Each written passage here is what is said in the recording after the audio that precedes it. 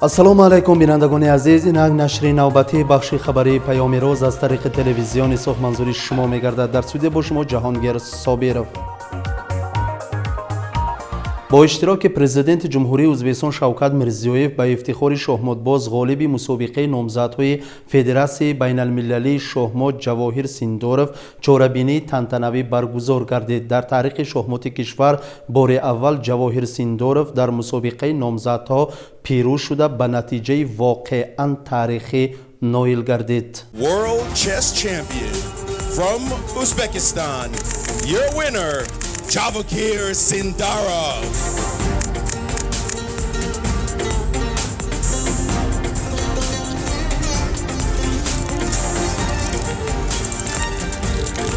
дар тӯли мусобиқа ӯ бо қавитарин гроссмейстерҳои ҷаҳон бо маҳорати баланд ва шуҷоати бузург мубориза бурда, дар ҳар як рақобат азм, иродаи қавӣ ва бартарии зеҳнии худро нишон дод.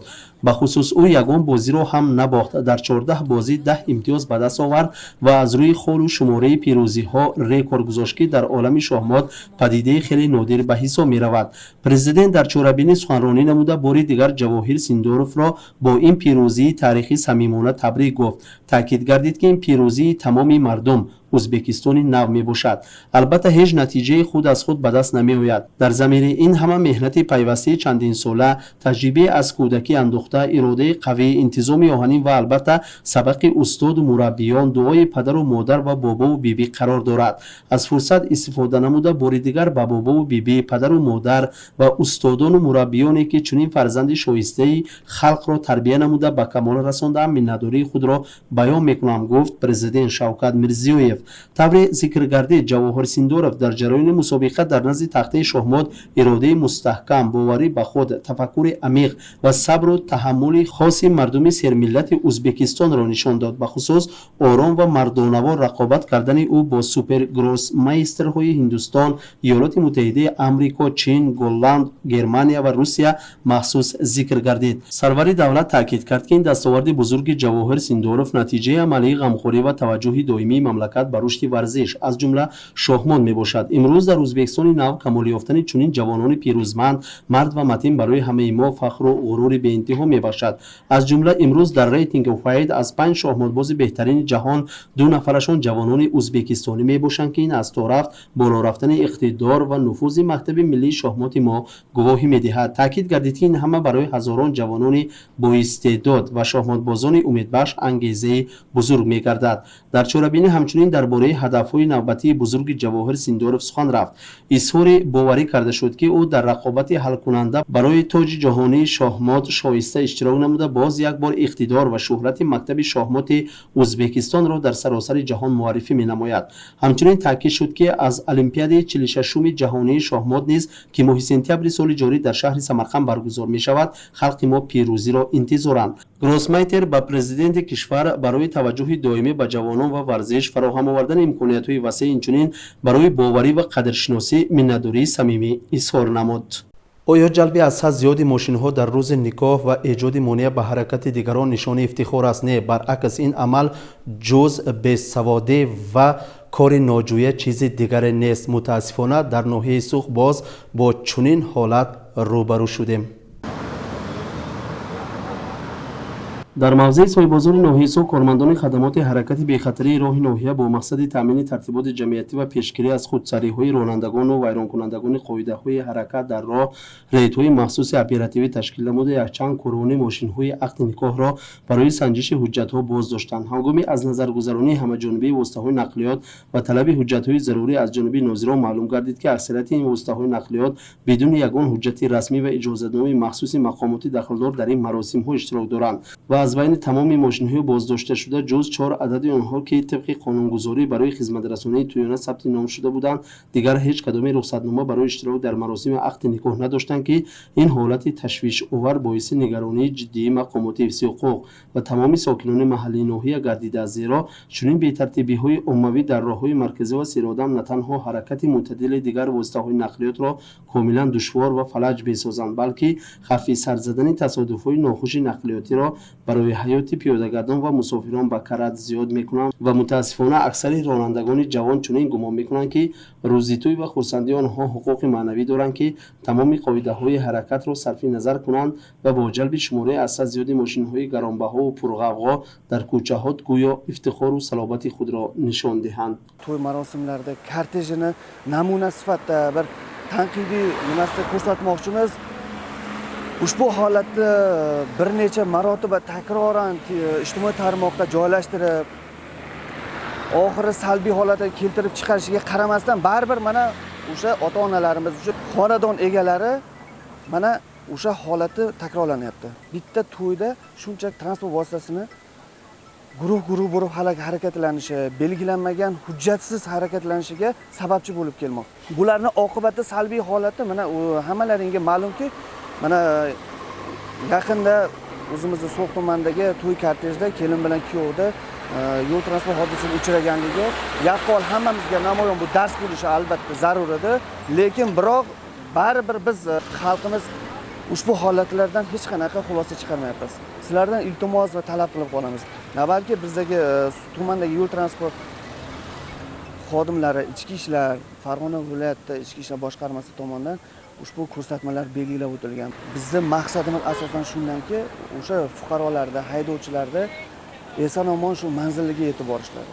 در اصلیت این گونه عملهای ناسواب جز به فراستی و نشانه پستی معرفت شهرداری و به احترام نسبت به حقوق دیگر شهروندان چیزی دیگری نیست و مقامات خدمات حرکت بی خطری را قطعا تاکید می نمایند که من بعد برای پیشگیری از چنین حالتهای نامطلوب و خودسرانه نظارت در تمام نقطه‌های ناحیه باز هم سخت‌تر کرده می شود تا اینکه هیچ یک نفر به خود اجازه ندهد که آرامی جامعه را خلل‌دار کند و با سبب نمایشگاری‌های بی‌معنی خود راه‌های عمومی را بند نماید، زیرا هر یک راننده باید درک کند که رعایت قانون‌های دولتی و احترام حقوق دیگر رانندگان و پیاده‌گردان وظیفه اولین درجه هر یک شهروند با معرفت و وطن دوست به شمار می‌رود و تنها در صورت موجود بودن رخصتنامه رسمی مقامات و رعایت قطعی شماره حدود ماشین‌ها اشتراک در چنین مراسم‌های عائلوی اجازه داده می‌شود.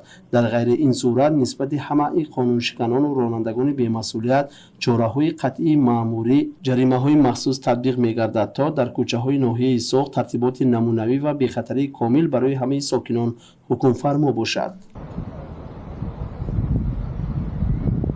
خدمت در صف قواهای مسلح نه تنها قرض کنستیتوسیونی بلکه نشان شرف و نمونه عالی وطن دوستی هر یک جوانمرد در نزد وطن و نیاگان خویش است. دیروز در شهرک ودل ناحیه فرغانه مراسم با تنطنه قسم یادکنی خدمتچیان حربی از جمله نوعسکران قسم‌های نظامی ناحیه سوخت که برای ادای شرفمندانه خدمت آمدند برگزار گردید. از جریان مراسم قسم یادکنی گزارش می‌دهیم.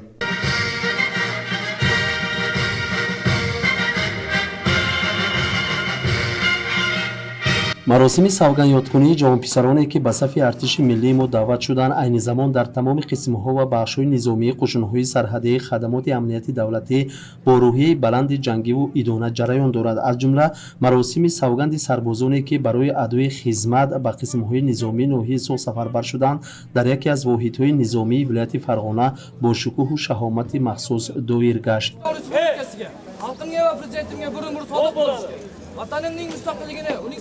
Men Xorazm viloyati Hazaras tumanidan keldim.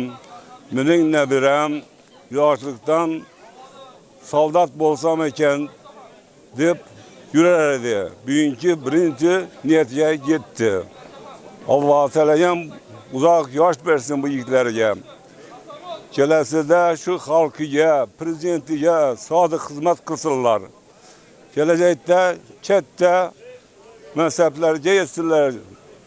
Leytenant bo'lsinlar, kapitan bo'lsinlar, general bo'lsinlar. Hammangi bugungi marosim bilan chin qalbimdan tabriklayman. Bularga uzoq umr, baxt saodat tilayman. Hamma ota-onalarga, ofitser, soldatlarga, hammasiga tashakkurimni bildiraman. дар ин чорабинии сатҳи баланд афсарони масъули хушунҳои сарҳадӣ, собиқадорони ҷангу меҳнат, намояндагони васеъи аҳли ҷомеа, волидони сарбозон ва ҳамчунин ҳокими ноҳияи Фарғона иштирок намуданд. ҳокими ноҳияи Фарғона дар баромади худ махсусан таъкид кард ки ҳифзи сулҳу субот ва нигаҳдоштани оромии кишвар вазифаи ҷонии ҳар як шаҳрванди бедордил мебошад. инчунин дар бораи таваҷҷуҳи хосаи раҳбарияти давлат ба таъминоти моддиву техникии артиш ва тадбирҳои муассир ҷиҳати боз ҳам пурқувват намудани иқтидори ҷангиву омодабошии артиши миллӣ табодули афкор сурат гирифт. Mana bugun farzandimiz Ag'abek qasamyod qilib el yurtga xizmat qilishga niyatlayotgan ekan. O'z salohiyatiga xizmat qilishga men ishonaman. O'g'limga omad tilayman. Shunday zafarlar tilayman. Ular o'zlarini yaxshi xizmat qilishiga ishonaman. Bugun bizning oila uchun eng muhim va unutilmas kun.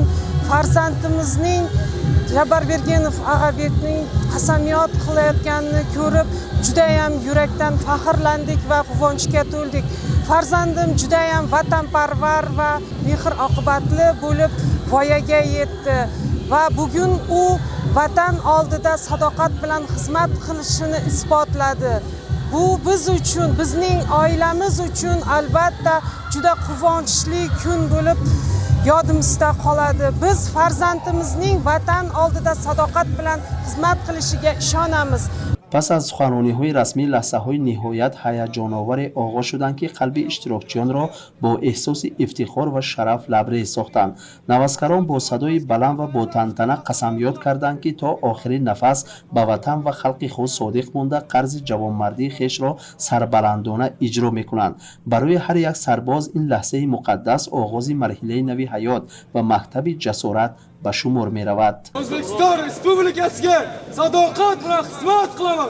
Davlatim timsoli bo'lmish muqaddas bayroqni o'pib, buyuk ajdodlarimning pok ruhlari oldida vatanim oldidagi burchimni halol bajarishga bel bog'lab, vijdonim, or-nomus va sha'nimni o'rtaga qo'yib, O'zbekiston Respublikasi xalqimga va prezidentimga bir umr sodiq bo'lishga, vatanimning mustaqilligi, uning sarhadlarini, ona xalqimning tinchligi va osoyishtaligini, milliy manfaatlarini so'nggi nafasimgacha himoya qilishga, O'zbekiston Respublikasiga qarshi qaratilgan har qanday tajovuz va g'arazli harakatlarga qarshi ayovsiz kurashishga, O'zbekiston Respublikasi konstitutsiyasiga, qonunlari va umum harbiy nizomlariga qat'iy amal qilishga, davlat va harbiy sirlarni saqlashga, quruqlikda, suvda, havoda, har qanday sharoitda ham o'z burchimni vijdonan bajarishga, har qanday mashaqqatli sinov va qiyinchiliklarga ham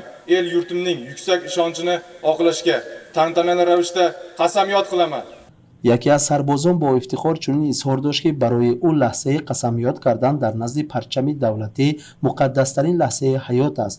ӯ зикр кард ки аз кӯдакӣ орзу дошт либоси низомӣ ба бар карда посбони марзу буми кишвар бошад. дар давоми 2 ҳафтаи аввал навазкарон бо асосҳои хизмат ва нозукиҳои касби низомӣ шинос шуданд. сарбози мазкур ният дорад ки пас аз хатми хизмати ҳарбӣ фаъолияти худро дар соҳаи ҳарбӣ ба таври шартномавӣ идома диҳад.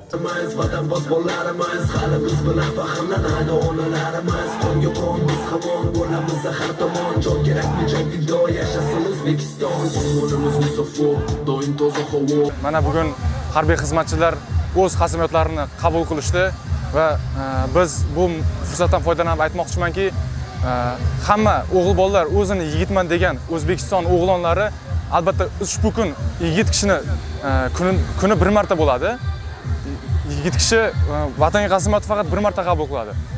Bu fursatdan foydalanib aytmoqchimanki, yigitlar har bir bu yerda xizmat qilgan, xizmat qilmagan har bir yigit o'g'lonlari o'zini yigitman deganlar O'zbekistonga sadoqat bilan xizmat qilishi kerak. Mana bugun biz qutlug' bayram ostonasida turgan ekanmiz. Juda ham ko'plab qiyinchiliklarga va turli xil sinovlardan o'tib ushbu kunni boshimizdan o'tkazyapmiz. Biz vatandoshlarimiz va harbiy safdoshlarimiz bilan birgalikda ushbu kunni nishonlaymiz va kelgusi ishlarimizda ham vatanga qasamyotimizga sodiq qolgan holatda keyingi xizmatlarimizni ham davom ettiramiz. Albatta hozir biz kelganimizga 1 oylar bo'lgan bo'lsa ham ushbu 1 oy ichida juda ham ko'p mashg'ulotlar va o'ziga yarasha darslar o'tdik va o'ziga yarasha malakasi bor ustoz serjantlardan malakali o'rnak va darslar oldik. Bu kelgusida ishlarimizga, kelajagimizga ham olgan bilim ko'nikmalarimiz o'zimizga asqotishini bilaman. در انجام چاره‌بینی به جوانان شجاع که مسئولیت حمایت استقلالیت، دخل‌ناپذیری مرزهای دولتی و امنیت جامعه را به دوش گرفتند، آرزوهای صمیمی، سلامتی و در فعالیت من بعد خدمتیشان برای کامیابی‌های بی‌نظیر تمنا کرده شد.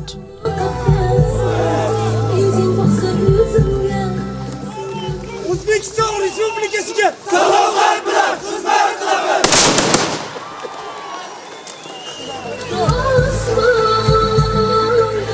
با دستور رهبر مملکت در موضع قیراق ناحیه سوخت در میدان 425 گکتار باغ نوی آلو بنیاد می گردد. هدف از این اقدام تامین اهالی با شغل دائمی می باشد. باغ آماده شده به ساکنانی که جای کاری مقیم ندارند قطعه به قطعه سپاریده می شود.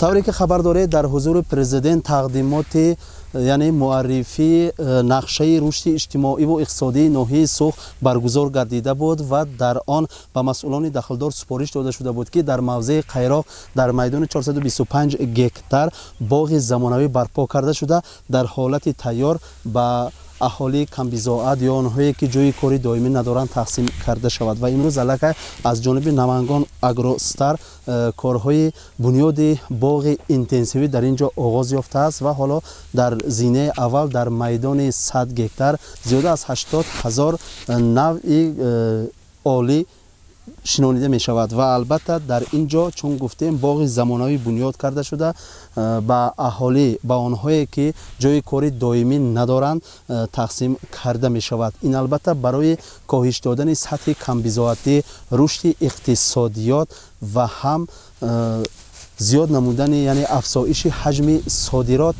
در ناحیه سوخت نگرانیده شده است و همین را نیز علاوه تاکید کرده گذاشتن لازم است که در اینجا کارگاه بنیاد کرده می شود که آن البته میوه را از نو کار می کند و در حالت تیار به صادرات روانه می کند.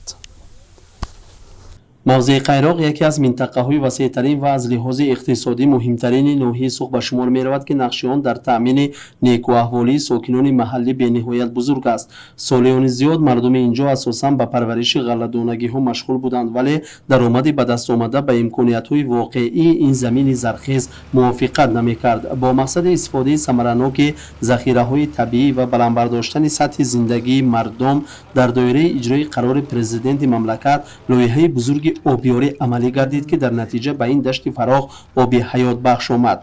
این تشبث برای گشودن صحیفه نوی رشد در موضع قیراق زمینه گذاشت. حالا در این حدود کارهای عظیم سازندگی در دو سمت اساسی جریان دارند. از یک طرف مجموعه های معاصر سیاحی قامت افراخته ایستادند که در آینده می توانند سیاحان داخلی و خارجی را جلب نموده سوخت را به یکی از مرکزهای رکریاسیونی منطقه تبدیل دهند. از جانب دیگر در میدانهای بیکنار باغ‌های نمونوی و زمانوی بنیاد می‌گردند. مسئولیت تشکیل این باغ‌های معاصر به ذمه کارخانه اوز اگروستار گذاشته شده است که عین زمان مرحله اولی کارها را با سرعت پیش می‌برد. متخصصان ساحت در میدان 100 گکتار به شناندن نوع‌های مخصوص آلو مشغولند که محصولات آنها از جهت صفت و نماد به طلبات بازار جهانی جوابگو بوده برای صادرات پیش بینی شدند. این اقدام نه تنها باعث افزایش اقتدار صادراتی ناحیه می‌گردد بلکه برای صدها نفر ساکنان محلی جایهای نوی کاری فراهم می‌آورد. So'x tumanida muhtaram prezidentimiz tomonidan ajratilgan 424 gektar yerni dastlabki 100 gektar yerida yer haydash va ko'chat ekish ishlari olib borilmoqda. Asosiy maqsadimiz mana shu yerda So'x tumanini iqtisodiy ijtimoiy rivojlantirish, So'x tumanida eksportbop mahsulotlarni yetishtirish, aholi bandligini ta'minlash, ishchilarni ish bilan ta'minlash maqsadida mana shu yerda intensiv bog' tashkil qilinmoqda. Intensiv bog'imiz asosiy maqsadi bu yerda agronom mutaxassislarimiz tomonidan tavsiya etilgan olxo'ri navlarini olib kelib, mana shu 100 gektar yerda jami 88 mingta olxo'ri ko'chatini ekish rejalashtirilgan. Bu olxo'ri ko'chatlar asosan xalqaro Yevropa jahon talablariga javob beradigan eksportbop va xaridorgir olxo'ri mahsulotini yetishtirish maqsadida ishlar olib borilmoqda.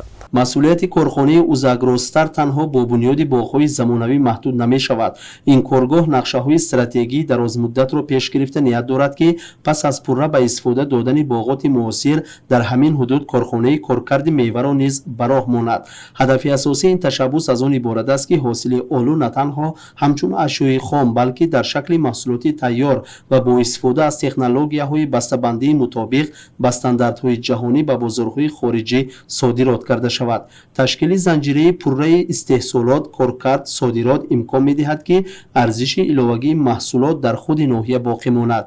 تطبیق این لایحه عظیم برای رشد همه‌جانبه منطقه اهمیت سرنوشت ساز دارد. از یک طرف آن باعث تأسیس صدها جای کاری دائمی برای ساکنان محلی و بلند شدن سطح نیکوحوالی آنها می‌گردد. از جانب دیگر این اقدام به تحکیم اقتدار اقتصادی ناحیه و افزایش نظررس حجم صادرات در منطقه مساعدت نموده موقع ناحیه را در بازار بین المللی محصولات کشاورزی استوار می‌گرداند. Intensiv bog'ni tashkil qilishdan tashqari bu yerda mana shu yetishtirilgan mahsulotni tayyor holatda muzlatilgan, quritilgan jem holatida jahon bozoriga eksport hajmini oshirishga qaratilgan. Hozirgi kunda bu bog'imizda 35 ga yaqin ishchimiz ko'chat ekish ishlari bilan shug'ullanmoqda. Bundan tashqari zarur texnikalar jalb etilgan. عین زمان در موضع قیراق زیاده از 35 نفر کارمند فیلیال ولایت نمنگان اوزاگروستار با کارهای نهالشنانی سفر برگردیدند. برای استفاده ثمرناک ذخیره‌های طبیعی در این باغات معاصر تکنولوژی کم مصرف آبیاری قطرگی جاری کرده می شود که این بر رشد باغداری در شرایط اقلیم منطقه مساعدت می نماید. در مجموع کارهای بنیاد باغ و شنانیدن نهالها در میدان 425 گکتار این موضع با سرعت ادامه داشته مرحله به مرحله قسم‌های نوی زمین مورد استفاده قرار خواهند گرفت. در روسیه اکنون سرحدبانان تلفن و دیگر دستگاه‌ها را تفتیش کرده می‌توانند. در ژاپنیا بنابر خطر سونامی اهالی اواکواسیا کرده می‌شوند. چنین خبرهای مهمترین جهان در شرح شادانه جورابایوه. در شتات‌های متحده امریکا 8 کودک در تیرپرانی عمومی کشته شد. 39 سال کشته شدگان در این حادثه فاجعه بار در لوئیزیانا از 1 تا 14 ساله بود. باز 10 نفر مجروح شدند. به گفته مقامات حفظ حقوق تیرپرانی هنگام مناقشه خانوادگی رخ داده است. در بین مجروحان خویشاوندان گمانبر نیز بودند. پس از حمله جنایتکار ماشین را دزدیده و کوشش فرار می‌کند، اما هنگام تعقیب تیر خورده کشته می شود.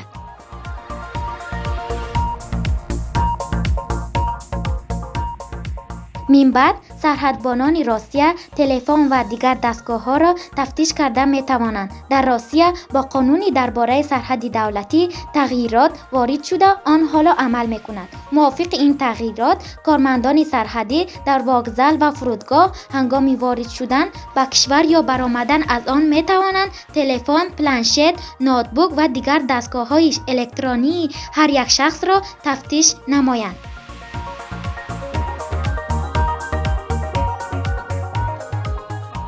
پس از زمین لرزه پرقوت 7.5 درجه در ساحل جزیره خونسوی ژاپنیا یعنی در شمال شرقی کشور آگاهی از سونامی اعلان کرده شد. زمین لرزه ها تا توکیو احساس شدند. در منطقه های ساحلی پرفکتور ایواته علاقه 2 موج ثبت شده است که بلندی آنها تقریبا 40 و 80 سانتی متر بود. قبلا هشدار درباره موج های تا 3 متر داده شده بود. بینندگان عزیز، در ادامه این لحظه ها ما تا قدر امکان سعی و تلاش نمودیم تنها مهمترین خبرهای روز را به شما رسانیم و در همین جا فرصتی که برای بخش خبری پیام روز جدا کرده شده است به پایان میرسد. خیر، سلامت باشید.